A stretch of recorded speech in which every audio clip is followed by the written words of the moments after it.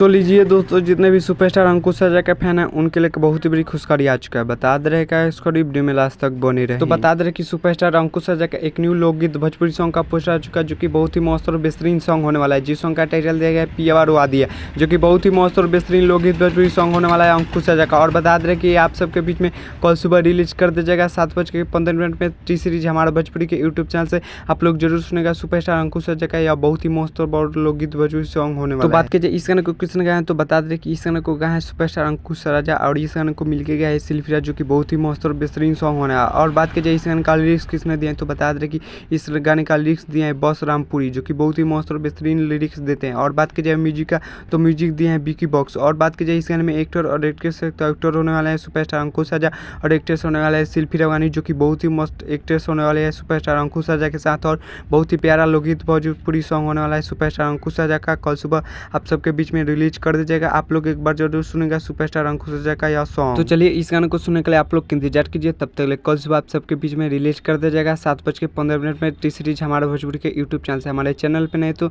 Channel को subscribe कर लीजिएगा और वीडियो को लाइक कर दीजिएगा और वीडियो को शेयर कर दीजिएगा और एक प्यारा सा कमेंट कर दीजिएगा वीडियो अच्छी लगी हो। तब तक जय भारत जय भोजपुरी।